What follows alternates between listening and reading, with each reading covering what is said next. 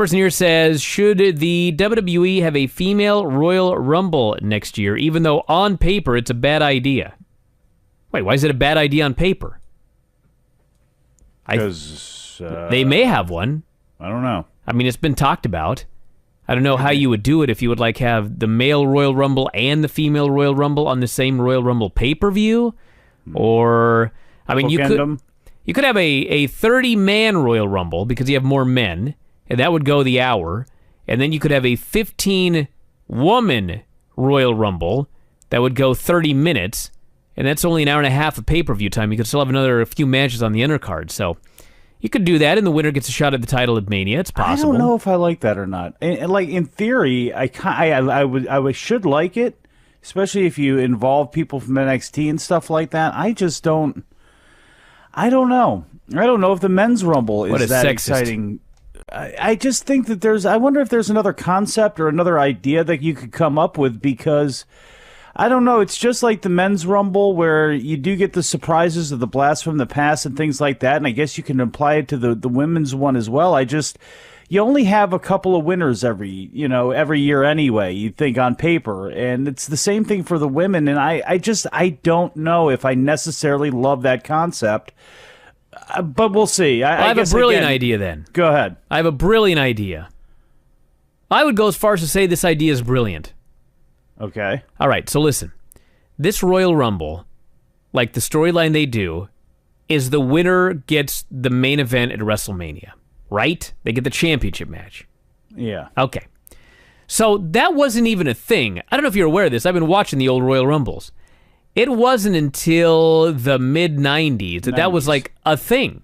They did years of Royal Rumbles where like you were just the winner if you won. Hacksaw Duggan. Yeah. So, I mean, listen, as I watch all of these Rumbles, it is incredible. Like the first year, the 1988 Rumble, like every single person that came down that aisle, the place popped for them. Like the biggest jobbers. That like today, I mean, they'd get no reaction because they got no chance of winning. But the first 98 Rumble, like everybody got a reaction. The 89 Rumble, everybody got a reaction.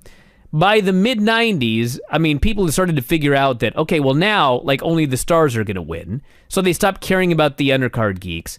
And then like those 94, 95, 96 Rumbles, I mean, nobody cared about anybody. So here's my point. If you make this Rumble something where the only people who are going to win are the big stars, the big five, that will get a shot at Mania, and usually everybody has a pretty decent idea who's going to get the shot at Mania. I mean, at least this year, like it's probably not going to be Roman Reigns because you also have a SmackDown World title, so the winner could be someone from the SmackDown brand that's going to challenge Jinder or whoever. But if you did this instead, if instead of the winner gets the shot at Mania, you switch, and I know people won't like this part of the idea because you're killing another pay-per-view, but the winner of the Rumble should instead get a briefcase that they could cash in at any time. Because, like, the Money in the Bank winner can be any random geek. Who's won that thing? Sandow and Corbin. Yeah, but they didn't get... Oh, okay, good. But that's my point. Like, if you make it into a briefcase and not the guaranteed WrestleMania championship match, then the fans can at least believe, you know what? Anybody could win this. And you could have somebody else win it that's not Roman Reigns, John Cena, Brock Lesnar, the same five guys, Seth Rollins, whoever's going to be in the top mix. You can actually make people believe that anybody...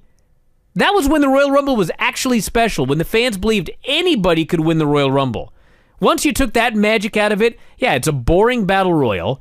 And what do you get for winning it then in your scenario? You get a briefcase, like the Money in the Bank briefcase. You can cash it in whenever you want. But then it's just regulated to being something where any geek could win it, like a Sandow drop the thing. You know, I don't know. I hear what you're saying, but I mean, I don't know how brilliant of a concept that exactly is. But they already killed the normal one because there have been guys that have won the Royal Rumble that didn't go on to get their championship match. And there's a built-in tradition there. Why don't you start a new tradition with the women, or take something like the Mae Young Classic and then apply it to Raw? Where I mean, you can't do what New Japan does as far as like a block goes, but you have all of these women in a limited amount, the way the roster is right now, facing each other anyway, do maybe a Nikki Sawa block scenario where you have a women's champions carnival or something like that.